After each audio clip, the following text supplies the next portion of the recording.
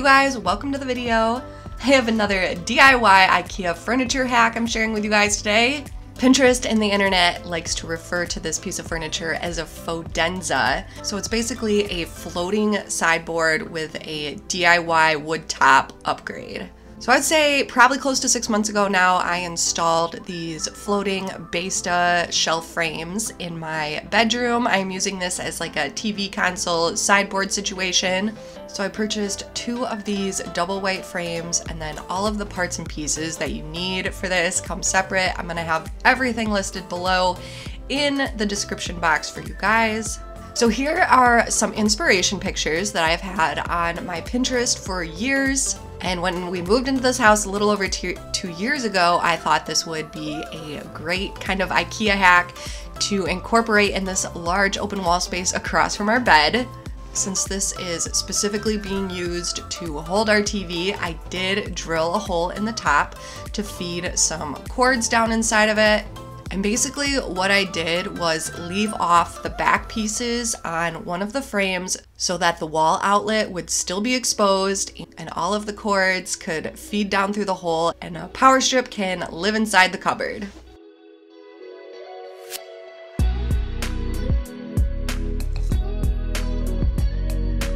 I just posted a vlog style video of part of my process of hunting for this wood and picking it up. Here is the piece of oak plywood that I purchased from Lowe's for a little over $60.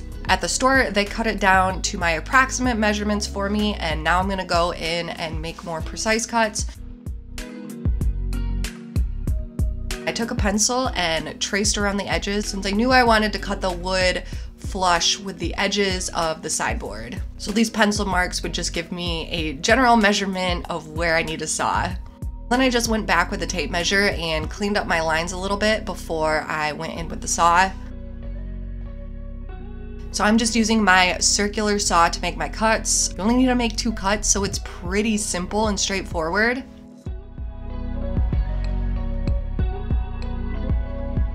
And then I just went in with my hand sander and cleaned up those rough edges a little bit.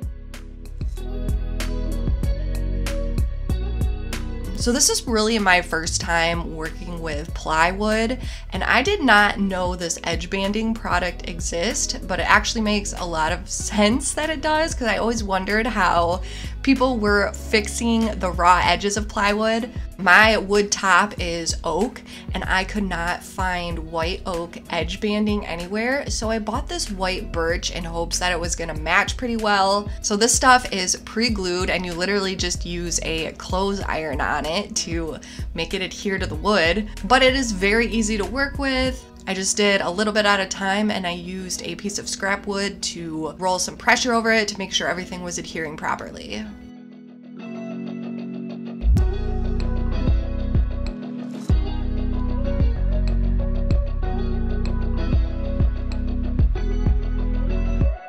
And then when I bought the edge banding, I bought this little trimmer tool. It's fairly easy to use. You just run it along the edges and it trims off the excess edge banding.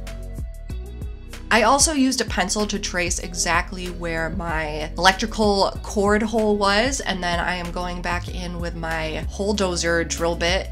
When I drilled the large hole, some of the top layer of the plywood did chip off. I drilled it from the bottom to the top, and I should have drilled it from the top going to the bottom as to avoid this. That was a dumb rookie mistake, but I went in with some plastic wood filling, but I will discuss this later. It wasn't necessarily the best solution to this problem.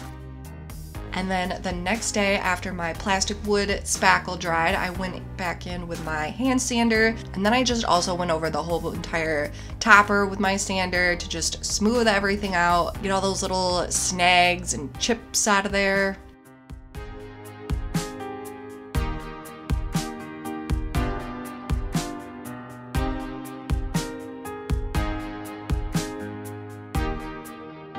I am using some pre-stained conditioner The conditioner can really help with how the wood takes your stain to make sure it's not blotchy. Normally I work with pine because it's cheap, and if you don't use conditioner on pine, it definitely looks blotchy. It is not typically recommended to use this for hardwoods, which oak is, but I figured I'd rather be safe than sorry. I just use a regular old sponge brush. I applied it on to the entire piece of wood, and then I went back in with a rag and just wiped the surface, worked in the product to make sure it got fully absorbed.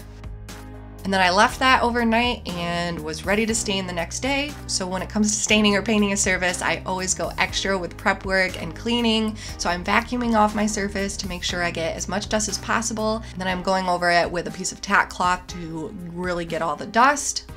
My conditioner, stain, top coat, etc. are all things that I already had around my house, so I did not spend any money on them.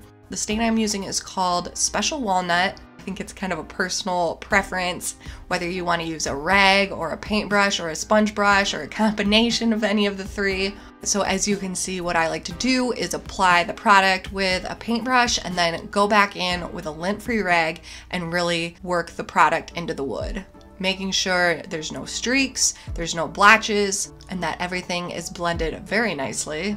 And I ended up doing 2 different coats or rounds of stain.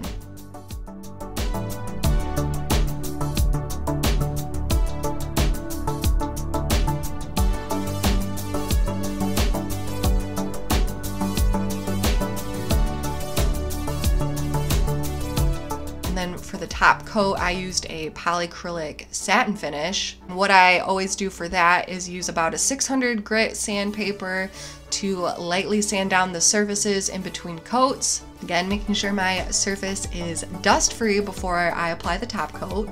You want to make sure you stir your top coat very slowly and thoroughly to make sure you don't get bubbles. And again, I'm just using a cheap sponge brush to apply it. You do get thinner coats with sponge brushes, but I just prefer the way it applies over a paintbrush. And I ended up doing 3 different coats of the polyacrylic. Alrighty, so I have placed my wood topper here, and I am very happy with it. It's not perfect, but it is an upgrade in my opinion, and I'm pretty proud of it for as like a DIY novice amateur type of project. Most of the flaws are in the edging, I'd say. Like, they didn't stain perfectly clean. Something I didn't do when I was conditioning the wood was make sure I got it on the edges, so make sure you do that because I didn't. So I would say overall, the birch edging I used with the oak wood looks fine. I think it blends okay. I don't see enough of a difference where I think it's gonna bother me. This hole did not turn out perfect.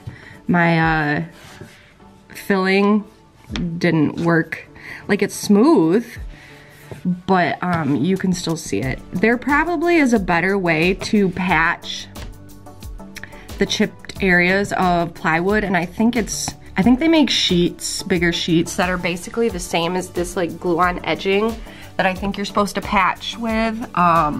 If somebody knows better than me about plywood and all this, leave a comment below just to inform other people if they're working on a similar project, and I would love to know for future reference as well. Here's kind of my dilemma right now.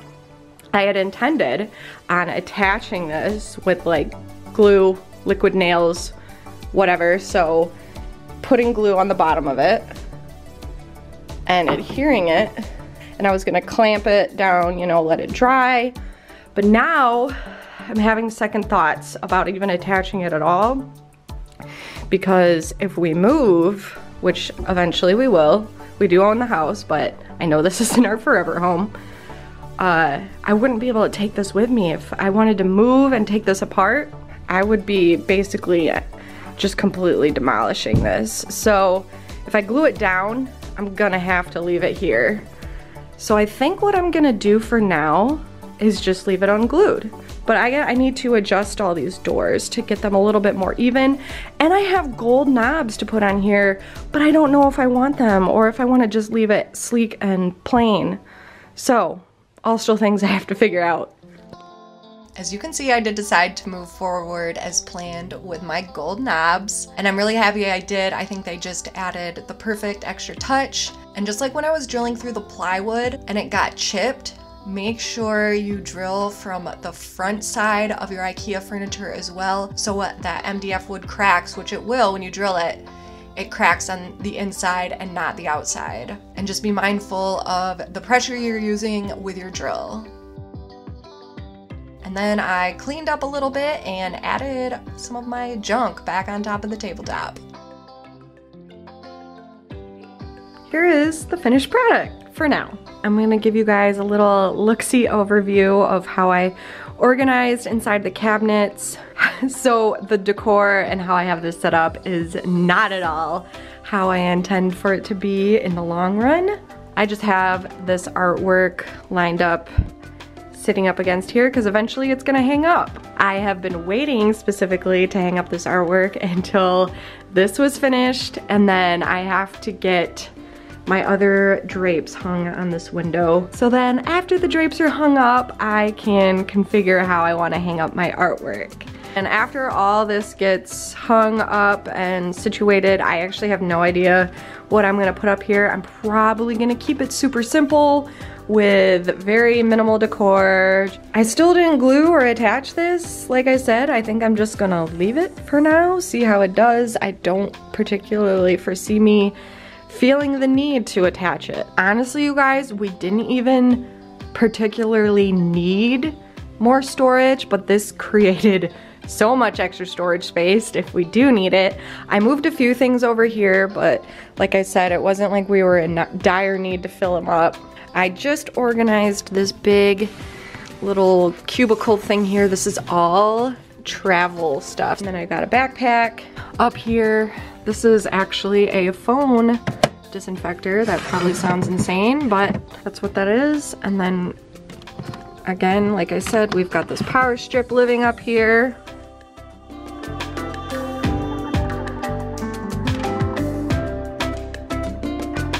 And then over on this one, this is probably actually hilarious. I'm a 30-year-old grown adult, but here is a collection of some of my stuffed animals. And some of them are Sam's too, so it's not all just me. It's funny because even when I installed this unit, and like I said, we actually don't have a dire need for storage, I was literally thinking in my head how I'm gonna keep a bunch of my stuffed animals in here. So I just kind of have them set up, sitting cute in here. Some of my favorite little guys. Some of them are from when I was a kid, and some of them are just collectibles. But I love that I can just open this cupboard and look at all these cute little guys. So I have this beautiful tropical palm leaf storage bin. Nothing in it, but there it is. I'm gonna get another container to keep some of my slippers in over here, since those always just end up laying around my house, and same with all of my scarves. But otherwise, that's pretty much all that's going on inside of these cupboards. And I'm gonna give you guys a few more notes about the Besta. The doors are a pain to adjust, so be ready to get super irritated and annoyed. I tried to align them as straight and nice as possible. They probably look pretty good on camera, but I spent a good hour playing with these stupid hinges, because you can adjust them up or down, in or out, basically whatever you gotta do to get them to look the way they're supposed to look and not hanging all crooked. Another thing, installing the Besta, if you're gonna make it float, you gotta mount it on wall studs. So it is attached to a combination of studs as well as drywall anchors.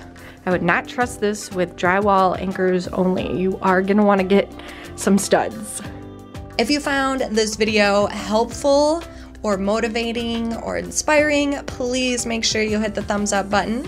And if you're not already subscribed, make sure you hit that subscribe button for more DIY home decor videos just like this one. Thank you guys so much for watching, and I'll see you next time.